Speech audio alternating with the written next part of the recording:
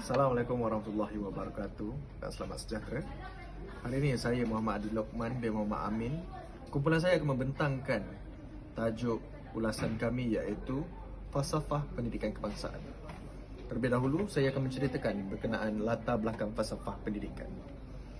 Falsafah pendidikan merupakan suatu usaha berterusan ke arah perkembangan lagi potensi individu secara menyeluruh dan bersepadu adalah salah satu wadah pendidikan di Malaysia.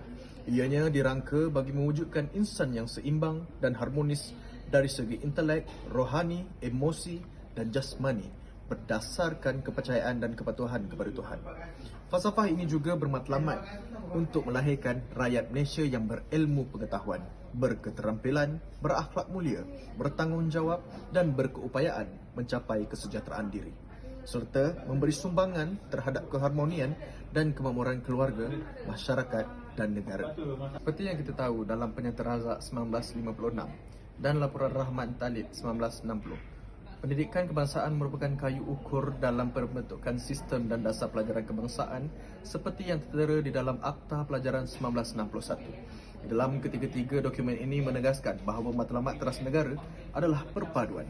Selain itu, usaha dalam memajukan negara menerusi aspek-aspek pembangunan bangsa dan negara meliputi kebudayaan, sosioekonomi, politik, ianya turut diteliti. Namun begitu, dalam masyarakat yang terlalu alpa mengejar perpaduan, usahanya menjadi lebih terdesak apabila meletusnya tragedi 13 Mei 1969. Berikuran tragedi tersebut, kerajaan telah merangka dasar ekonomi baru yang bertujuan menghapuskan kemiskinan dan pengenalan kaum mengikut pekerjaan. Di samping itu, rukun negara yang menggariskan 5 rukun sebagai asas pegangan dan perpaduan setiap rakyat di negara ini turut digubal. Pada tahun 1974, satu ahli jawatan kuasa kabinet telah ditubuhkan bagi mengkaji semula pelaksanaan dasar pelajaran kebangsaan menerusi kajian semula. Jawatan kuasa bagi menegaskan semula bahawa melahirkan masyarakat yang berserta-padu, berdisiplin, terlatih merupakan matlamat negara. Seperti mana yang kita tahu, rakyat Malaysia terdiri daripada pelbagai kaum. Justeru pendidikan Islam bagi yang beragama Islam diperketatkan, manakala yang bukan beragama Islam diajar pendidikan moral. Sejajar dengan peredaran arus masa, masyarakat Malaysia juga mengalami proses perkembangan yang pesat dan mencabar. Justru itu, sistem pendidikan harus peka dan menerima cabaran tersebut kerana proses perkembangan sesuatu masyarakat sentiasa dikaitkan secara langsung dengan sistem pendidikan, seperti mana yang dilaporkan di dalam laporan Jawatan Kuasa Kabinet. Bagi memastikan pembangunan negara tenaga rakyat perlu dikaji kerana ianya bukan sahaja perlu dilihat dari segi bilangan, jenis pengetahuan dan kemahiran yang dimiliki, bahkan perlu dilihat dari segi nilai-nilai disiplin yang perlu diterima. Dari segi sikap, jujur, dedikasi dan amanah, perlu cekap dan mampu berfikir dan bertindak dengan baik sama ada secara sendiri maupun secara beramai-ramai dengan perpadukan kepada punca-punca akhlak yang mulia. Menerusi kenyataan tersebut, sistem pendidikan negara perlu digerakkan seiring bagi memenuhi kriteria-kriteria yang diingini. Sekian dari saya. Warahmatullahi wabarakatuh. Saya Kristina Asma akan membentangkan tentang konsep pendidikan. Konsep pendidikan didefinisikan sebagai aktiviti perkembangan dan penyuburan pemikiran serta kuasa-kuasa semula jadi melalui pembelajaran yang sudah dirancang. Terdapat dua jenis pendidikan iaitu formal seperti kurikulum yang terancang dan juga bukan formal iaitu kegiatan co-curriculum atau kursus-kursus pendek. Terdapat dua elemen utama dalam pendidikan iaitu orang yang terpelajar iaitu lebih dikenali sebagai guru atau pensyarah dan juga kriteria yang mencirikan proses yang menjadikan orang itu terpelajar. Falsafah pendidikan negara ialah pendidikan di Malaysia adalah satu usaha berterusan ke arah mengembangkan lagi potensi individu secara menyeluruh dan bersepadu untuk mewujudkan insan-insan yang seimbang dan harmonis dari segi intelek, rohani, emosi dan jasmani berdasarkan kepercayaan dan kepatuhan pada Tuhan. Usaha ini adalah bagi melahirkan rakyat Malaysia yang berilmu pengetahuan, berketerampilan, berakhlak mulia, bertanggungjawab dan berkeupayaan mencapai kesejahteraan diri serta memberi sumbangan terhadap keharmonian dan kemakmuran keluarga, masyarakat dan negara. Falsafah pendidikan negara tercetusnya pada 1987 secara umumnya, tetapi dirumuskan pada tahun 1988 dan dinyatakan dalam Akta Pendidikan 1996. FPK atau Falsafah Pendidikan Negara diilhamkan dari proses pembangunan bangsa dan negara sejak merdeka lagi. FPK dikubah berasaskan Penyata Razak, Laporan Rahman Talib, Akta Pelajaran 1961, Dasar Pelajaran Kebangsaan dan Rukun Negara. Berikut disenaraikan beberapa perkara penting yang terlaksana dalam Akta Pendidikan 1996 yang juga merupakan elemen penting untuk sebagai rujukan falsafah pendidikan negara. Landasan dan wawasan pendidikan berlandaskan falsafah pendidikan kebangsaan. Sistem pendidikan kebangsaan meliputi semua peringkat termasuk prasekolah, sekolah rendah, sekolah menengah, pendidikan pasca menengah dan pendidikan tinggi. Pengukuhan kedudukan bahasa kebangsaan sebagai bahasa pengantar. Pendidikan swasta dikawal selia melalui akta lain. Kurikulum kebangsaan diperuntukkan. Peruntukan peperiksaan awam yang perlu dipatuhi. Bahasa kebangsaan sebagai mata pelajaran wajib. Peruntukan bahasa Cina, Tamil dan orang asli.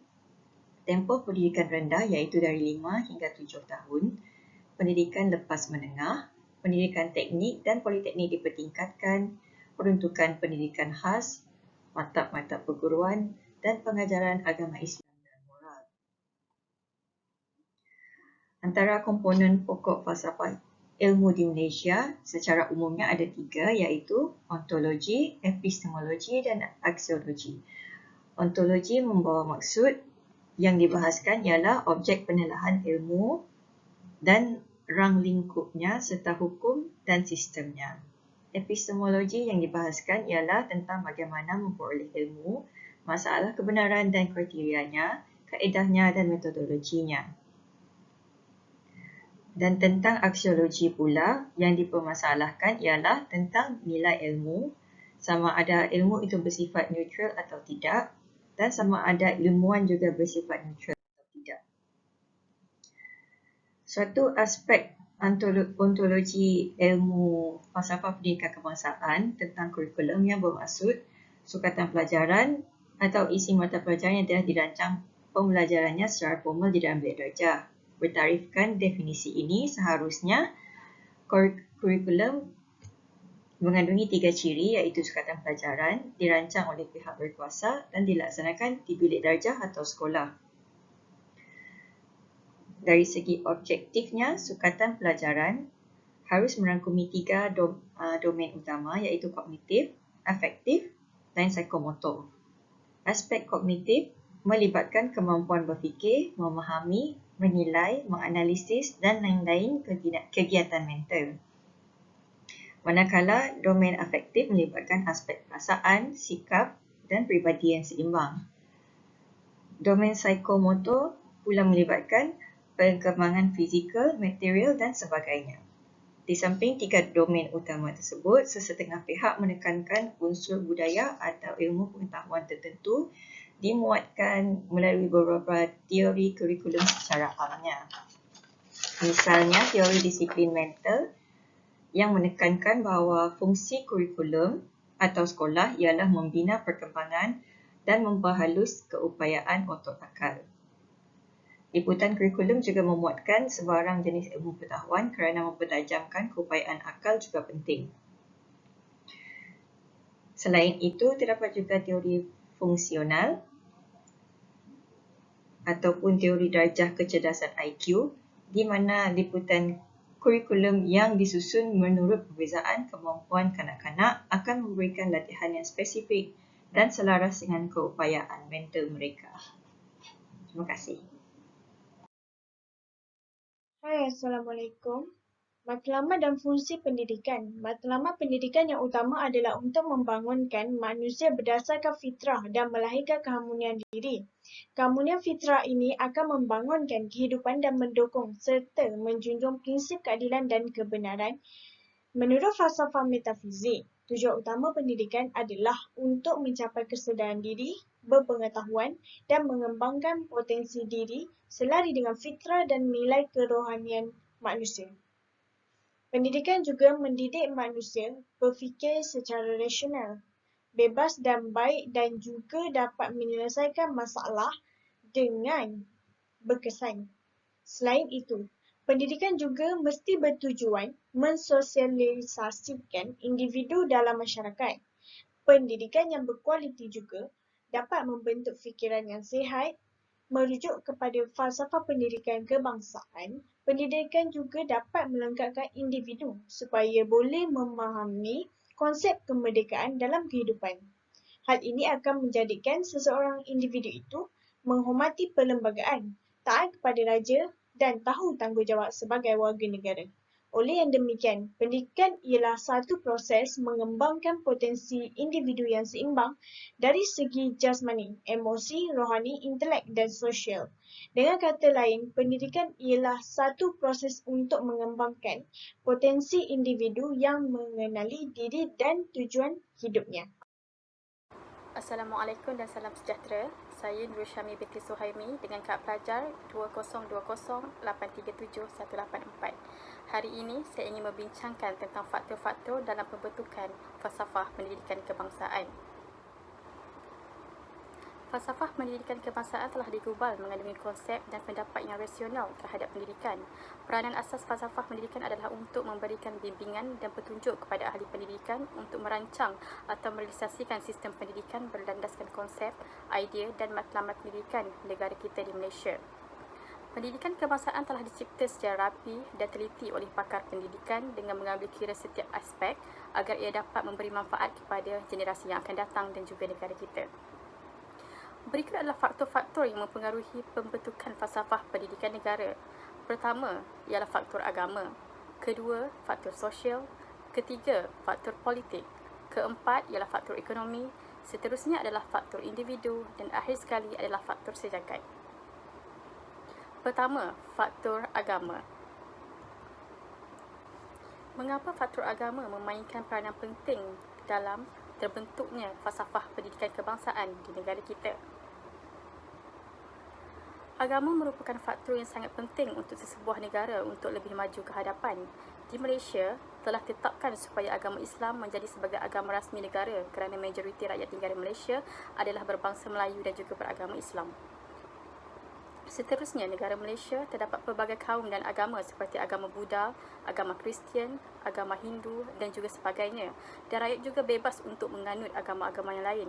Setiap agama yang dianuti, khususnya agama Islam, merupakan elemen yang penting sebagai pertimbangan asas dalam pemprosesan pelaksanaan falsafah pendidikan kebangsaan di negara Malaysia. Seterusnya ialah faktor sosial. Sosial dalam konteks falsafah pendidikan kebangsaan merujuk kepada sistem pendidikan yang dapat melahirkan pelapis yang mampu memberi sumbangan terhadap agama, masyarakat dan juga negara. Malaysia mempunyai rakyat yang berbilang kaum. Keharmonian dan kemakmuran di Malaysia bergantung kepada amalan bekerjasama, sikap toleransi dan juga hormat menghormati antara satu sama lain. Hal ini adalah penting dalam usaha untuk mencapai perpaduan kaum yang merupakan ukuran yang sangat penting untuk mewujudkan keadaan sosial yang harmoni dan juga stabil. Yang ketiga ialah faktor politik. Sehubungan dengan itu, falsafah pendidikan kebangsaan diolah berteraskan kepada ideologi negara yang digambarkan di dalam dokumen-dokumen rasmi seperti Rancangan Malaysia, Laporan Pendidikan dan juga Rukun Negara. Di dalam usaha untuk mencorak ideologi negara, pengaruh politik juga memainkan peranan yang penting dalam pembentukan dasar pendidikan negara. Dan matlamat pencapaian perpaduan kaum menjadi penilaian asas dalam pelaksanaan falsafah pendidikan kebangsaan. Seterusnya ialah faktor ekonomi. Rakyat Malaysia yang dilatih dalam pelbagai kemahiran dapat membantu negara memajukan ekonomi dengan menambah daya pengeluaran di negara kita. Cita-cita membangunkan ekonomi Malaysia telah menjadi salah satu sasaran pendidikan negara yang dinyatakan dalam falsafah pendidikan kebangsaan. Faktor individu. Potensi individu dapat dibentuk menerus proses pendidikan. Potensi individu ini merangkumi segala aspek, iaitu aspek emosi, intelek, rohani dan juga jasmani. Individu yang seimbang dan harmonis sentiasa mempraktikkan sikap bersyukur, selalu menikmati ketenteraman jiwa dan bersedia menghadapi onak duri kehidupan dengan tenang. Ini adalah pernyataan utama dalam kandungan falsafah pendidikan kebangsaan. Akhir sekali ialah faktor sejagat. Pembentukan falsafah pendidikan kebangsaan tidak terasing daripada pengaruh perkembangan sistem pendidikan antarabangsa. Oleh itu, ADI yang diwujudkan daripada seminar pendidikan antarabangsa pula mempengaruhi falsafah pendidikan kebangsaan. Faktor sejagat yang berkaitan dengan pendapat dan visi sedunia, perkembangan pendidikan antarabangsa dan kebolehan warga negara memberi sumbangan ke arah persefahaman antarabangsa. Contohnya, program pendekorasian pendidikan, besar wajagatan pendidikan dan pendidikan seumur hidup yang dirancangkan oleh UNESCO pada tahun 1980-an. Sekian, terima kasih.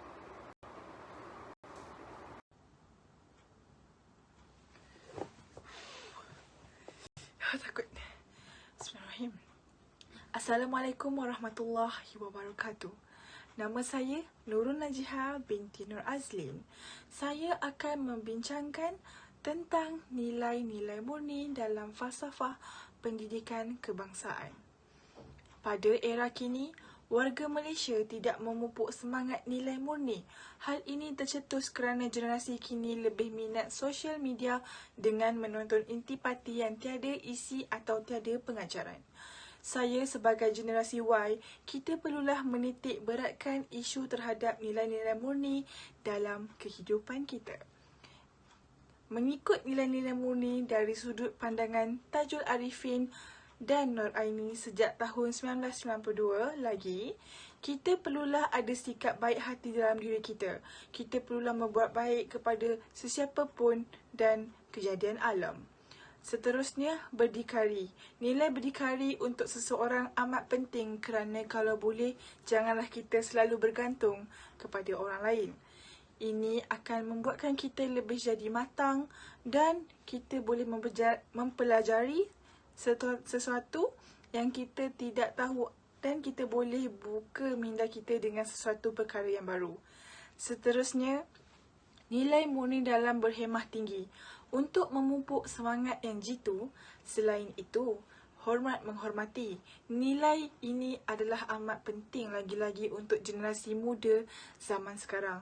Kita haruslah membendung mereka sejak kecil dengan memupuk nilai murni dalam menghormati antara satu sama lain untuk kita mengekalkan keharmonian dan boleh mendatangkan kebaikan perpaduan kepada masyarakat.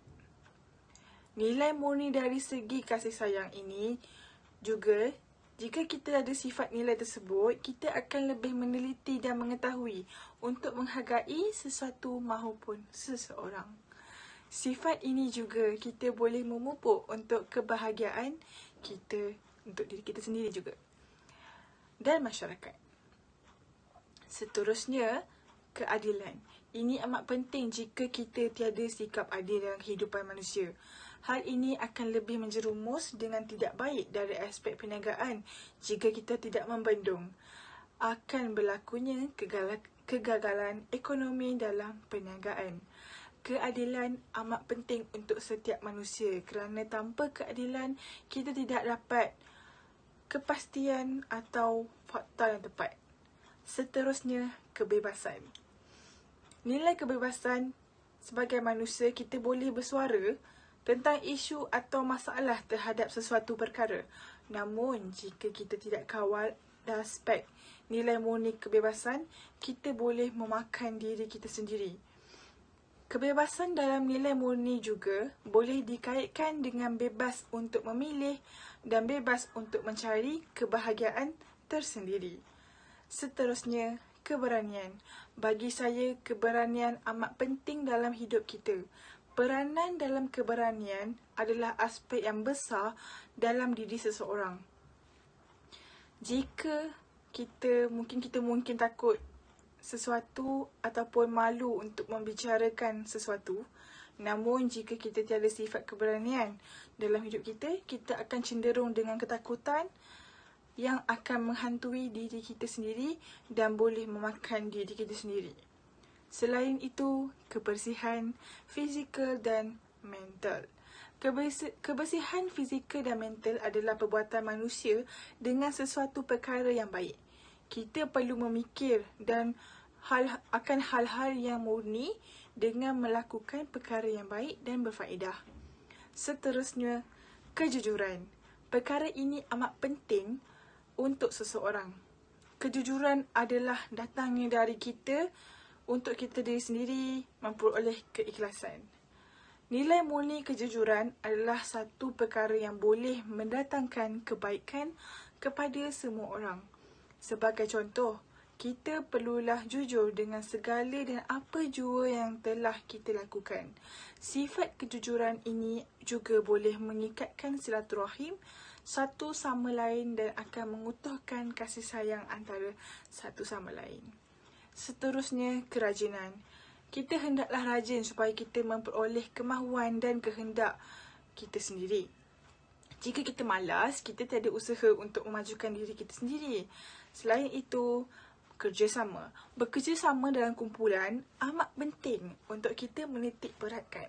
Hal ini kerana dalam kumpulan, kita seharusnya bekerjasama untuk membahagikan tugas masing-masing. Selain itu, dalam aspek bekerjasama juga, kita dapat peluang untuk mengeratkan lagi silaturahim antara satu sama lain. Kita juga dapat berkongsi ilmu, pengetahuan dan berkongsi maklumat dan pendapat. Seterusnya, kesedaran. Kesedaran boleh membuatkan seseorang jauh atau hilang dari sifat cuai dan leka. Mempunyai kesedaran dalam diri membolehkan kita untuk terus maju dan menjadi seseorang yang berjaya. Seterusnya, nilai murni dalam sifat kesyukuran. Justeru, kita hendaklah bersyukur kepada Allah dengan segala dan apa jua keadaannya. Kita haruslah bersyukur. Kita akan memperoleh rezeki dan mendapat keberkatan dari Allah.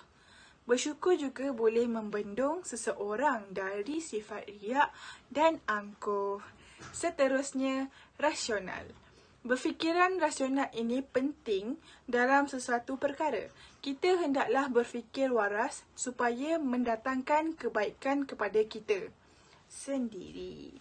Selain itu, bersikap rasional semasa bekerja juga, majikan amatlah menitik beratkan tentang hal ini.